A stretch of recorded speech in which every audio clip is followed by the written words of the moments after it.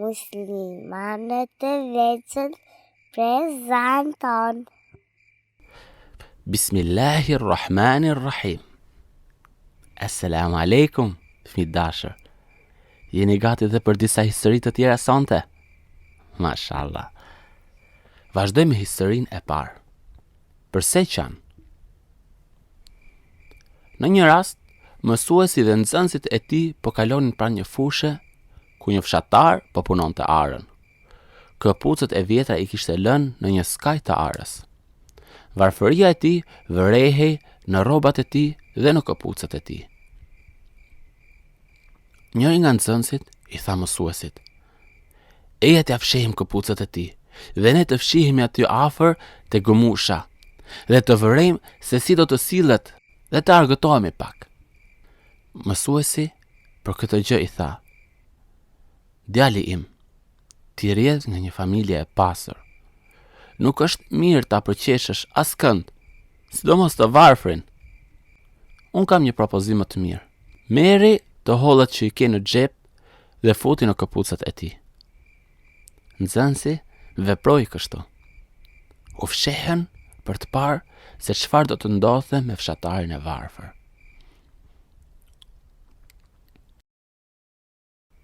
Pas pak, fshatari përfundoi punën dhe shkoi te këpucët e tij. Kur mbati njërin nga këpucët, pa se kishte diçka në të. Mendoi, mos ndoshta është dheu. E lëvizi këpucën, e shkundi dhe kur nga ajo dolën të hollat, parat. Edhe nga tjetra gjithashtu. Ky fshatar i varfër për një moment mbeti gojë hapur, pa frym.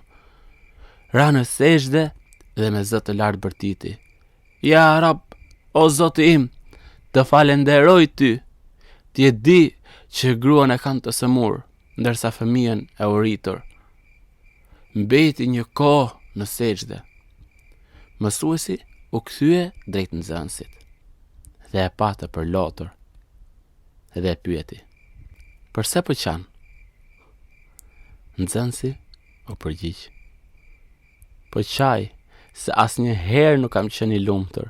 Mësova që lumturinë ta kërkoj duke ja dhënë të tjerëve dhe jo duke ja marrë." Subhanallah. Mësuesi i tha: "Djali im, kur fal, e ke mundësi të dënosh, është sadaka. Kur ke mundësi të përgojosh dhe nuk e përgojon tjetrin, është sadaka. Kur e fsheh të metën e shokut tënd dhe ke mundësi ta zbulosh atë, është sadaka. Kur e gëzon dikë dhe ke mundësi ta dëshpërosh atë, është sadaka. Dhëni atij që ka nevojë e përmbush njeriu me gëzim më tepër se asgjë tjetër. Nuk më besoni? Provojeni dhe ju." Sabën 3 dhe 2. Një pasdite, teksa po luaja vetëm në oborrin e shtëpisë, fillova të mendoj rreth pyetjes që më bëri babai në mëngjes. "O bir, a nuk do të ishte më mirë nëse e lodh trurin tënd për gjëra të hajrit?" Dhe kështu zuar të mendoj se një herë një kohë në të gjithë botën, ditët e javës ishin 7. Pastaj i kushtova rëndësi Kur'anit dhe vërejta dhe surja Fatiha i ka 7 ajete. U kënaqa aq shumë që po nxirrja të tilla përfundime, saqë për pak fillova të mendoj edhe veten si një nga 7 mrekullitë e botës. Por mua më pren krahët kur më kujtuan nxënësit tek libri me titull "Si të shpjegojmë". Historia është kështu. Mësuesi, pasi shpjegoi mësimin, pyeti nxënësin e bankës së parë: "Sa bëjnë 2 dhe 3?" Nxënësi ndeti pak dhe tha: "Kjo ndryshon sipas gjendjes, situatës." Mësuesi u çudit dhe pyeti: "Ashtu? Do na shpjegosh kuptimin e kësaj?"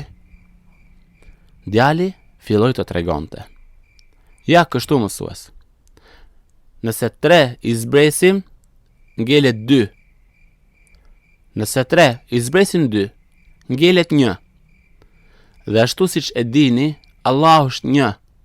Nëse 3 e mbledhim me 2, bën 5. Dhe kushtet e Islamit janë po 5. Nëse 3 e shumëzojmë me 2, tregon 6. Që janë 6 kushtet e besimit. Nëse 2 e vendos pranë 3-shit, bëhen 23. Që shpjegon 23 vitet e profecisë së pejgamberit ton, Muhamedit sallallahu alaihi wasallam.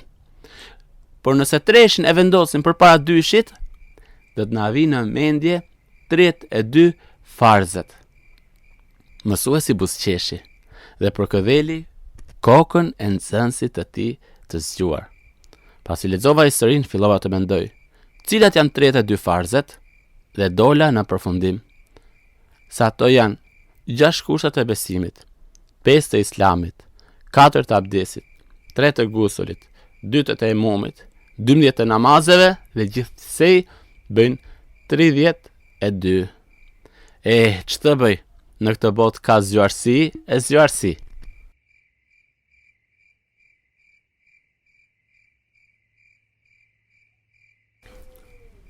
Një leksion për të gjithë të pranishmit.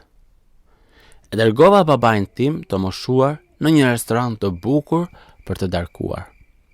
Babai ishte i shtyrë në mosh, pra shumë i vjetër, dhe teje i dobët.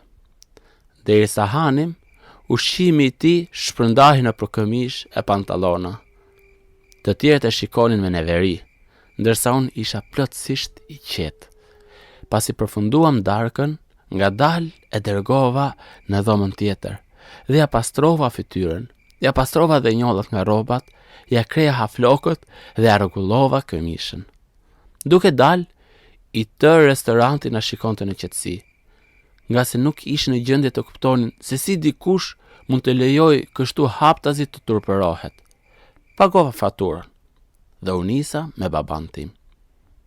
Atëhere, një nga musafirët mu afrua dhe më falenderoi. Përse më falenderon zotëri? E pyeta. Njeriu mu përgjigj. Faleminderit për mësimin që sonte i ke dhënë secilit birë në këtë restorant dhe shpresoj dhe secilit baballar. Mesazhi i tregimit. Kujdesi për atë që dikur janë kujdesur për ne është obligimi ynë. Duani, falenderoni dhe dëgjoni prindit tuaj. Ata janë kujdesur për ju kur ishin të vegjël dhe vazhdojnë të kujdesen tani, kështu që kur të plaken dhe ju duhet kujdeseni për ta. Dietari dhe njeriu i durueshëm. Ankohet një njeri dietarit, duke i thënë: O i ditur, përse në këmbim të sjelljes së mirë marr vetëm mosmirnjohje? Dietari nuk i përgjigjet. Përse ata që unë i kam dashur dhe i kam qenë i çiltër më janë larguar? Dietari nuk i përgjigjet. Përse ata që i kam dashur më kanë vdekur dhe më kanë mbetur vetëm armiqt? Dietari prap nuk i përgjigjet. Përse ndjehemi vetmuar dhe i huaj në këtë jetë? Dietari nuk i përgjigjet. Përse njerëzit nuk mendojnë mirë për mua? Dietari nuk i përgjigjet. Përse më gënjejnë ata me cilët kam qenë i sinqert? Përse sillen vrazhd me mua ata cilët sillen but? Përse më ikin ata që unë i përqafoj? Përse duart e mia përhapin mirësi, ndërsa duart e tjerëve vetëm ligësi dhe nisi të qaj? Dietari u ngrit dhe vendosi dorën në gjoks dhe i tha: O njeri i mirë, unë nuk e di përse Allahu të do kaq shumë, mbase je nga ata për të cilët Allahu thot se janë durimtar, bamirës dhe të mëdhenj. Dije se ke ardhur të më ankohesh për dashurinë e Allahut ndaj teje. E keqja që mund të vijë nga të tjerët nuk është gjithmonë ndëshkim, por mund të jetë edhe ngritje gradash të larta. Pra sprov. Prandaj vazhdo të jesh i durueshëm, nga se Allahu i madhërisëm do të shpërblej pa mas. Kështu fëmijë, shpesh herë keni vështirësi dhe probleme.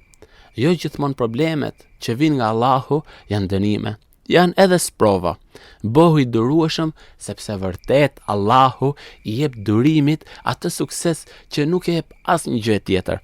Bëhu i durueshëm dhe ke për të parë që çdo gjë do të rregullohet më pas.